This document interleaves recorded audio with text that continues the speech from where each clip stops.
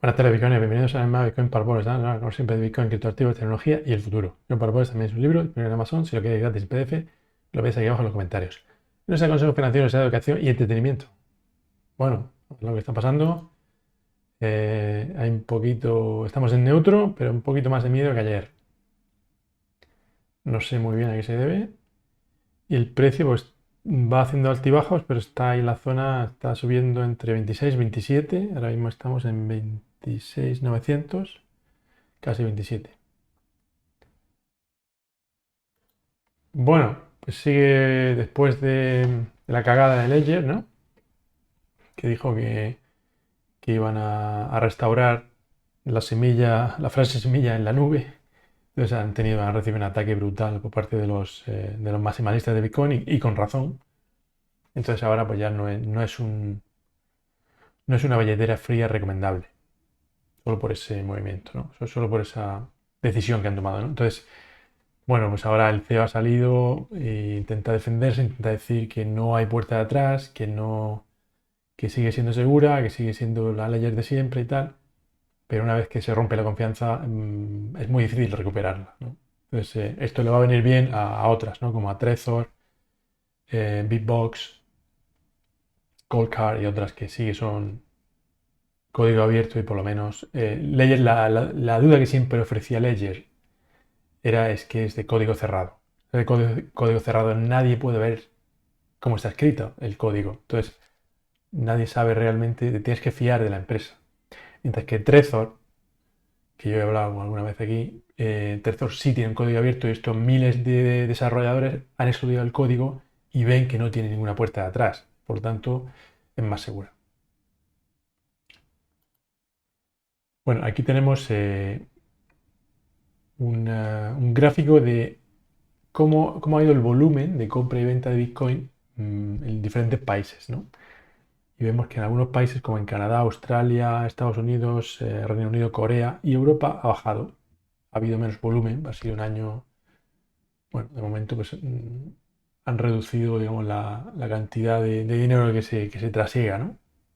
Mientras que en otros países, sobre todo países en desarrollo, como Polonia, Singapur, bueno, Singapur no es en desarrollo, pero países como Polonia, Singapur, Turquía, Sudáfrica, ha aumentado el volumen de transacciones, de trading.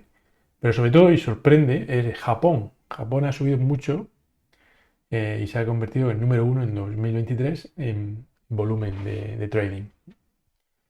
Pues debe ser porque quieren protegerse de la inflación o porque no ven otra alternativa, ¿no? Bueno, tenemos una, en teoría, mala noticia, es que Pakistán ha decidido prohibir Bitcoin y todos los servicios que están relacionados con Bitcoin.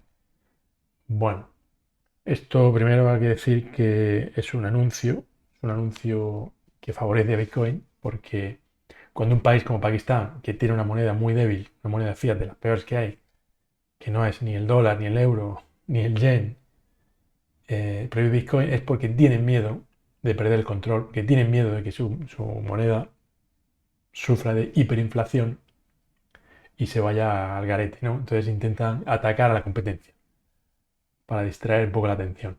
Entonces, ¿qué van a hacer los pakistaníes ahora? Pues van a tener todavía muchas más dudas de su propia moneda, de su propia divisa nacional y y van a refugiarse en oro, en Bitcoin y en lo que sea, en el dólar y en lo que sea. O sea que en el fondo ya veréis como dentro de poco hablaremos de una noticia que en Pakistán hay mucha más adopción de Bitcoin a partir de la prohibición, como ocurrió ya en China. Y aquí tenemos un vídeo interesante de, voy a poner sin voz, un vídeo de Argentina, donde las monedas de 2 pesos, pues obviamente valen 2 pesos, ¿no? Es que, ¿cuánto vale una moneda de 2 pesos? Pues 2 pesos. Sin embargo, le saca el anillo de fuera, que yo no sé si es de estaño de cobre o de latón, no sé de qué será, y ese anillo lo puede vender por 12 pesos. O sea, el valor del metal de la moneda vale mucho más que la propia moneda en sí. Y eso ya es un síntoma claro de una decadencia económica y de dinero fiat, ¿no? Pero bueno, vamos a hablar un poquito de la conferencia Bitcoin. Como sabéis, empezó ayer en Miami. Espero que la estéis siguiendo. Yo he seguido todo lo que he podido. De momento no ha habido grandísimas noticias, la verdad. Yo creo que están esperando. Van a lanzar una o dos grandes noticias, pero están esperando va a ser hoy o mañana. Seguramente hoy, pero más tarde.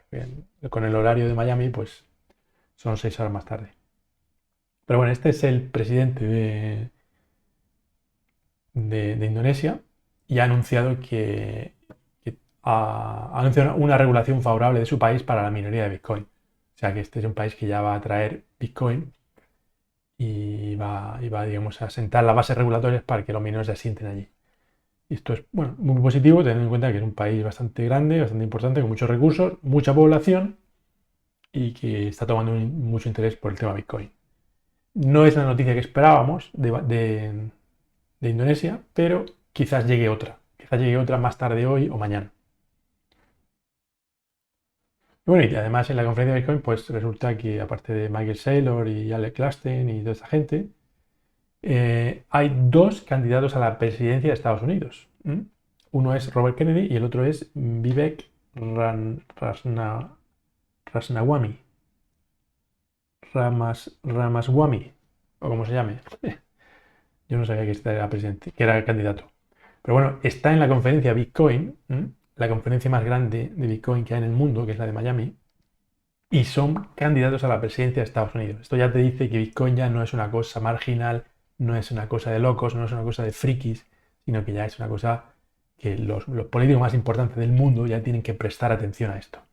Y yo no sé el Ramaswamy este, pero Kennedy es muy pro Bitcoin y no sé qué posibilidades tendrá de ganar, creo que pocas. Bueno, y también hay un español que está allí triunfando y es Álvaro Di María, que ha traducido su libro de la filosofía de Bitcoin, libro buenísimo, ya lo leí hace tiempo y es muy bueno, lo recomiendo. Y lo ha anunciado y lo ha presentado allí y ha tenido bastante éxito. O sea que bien, bien por el español. Bueno, la volatilidad de Bitcoin aquí en este gráfico se aprecia después del primer halving, del segundo y el tercero. Se aprecia de que es como conforme van pasando los halving, es más intensa, pero mmm, más corta. O sea, se puede decir que es ligeramente menos volátil. Porque se alarga menos, o sea, se alarga menos hacia la derecha, que es en tanto por ciento. La volatilidad, pues es una forma de medir la variación de un precio en un periodo determinado. Entonces, sí, tiene sacudidas. En el tercer halving tuvo una sacudida, pero luego se calmó bastante la volatilidad. Y hemos estado bastante estable relativamente. Mientras que en otros halving pues se alargaba más y tiraba más hacia la derecha y llegaban al 200 y al 250% de volatilidad. De todas formas, yo voy a decir una cosa, a mí me gusta la volatilidad. O sea, yo creo que un activo que vaya a subir de precio, que se vaya a multiplicar por 10 y por 20 y por 100, tiene que ser volátil, ¿no? A menudo se critica la volatilidad de Bitcoin y yo creo que la volatilidad de Bitcoin es necesaria y es muy positiva.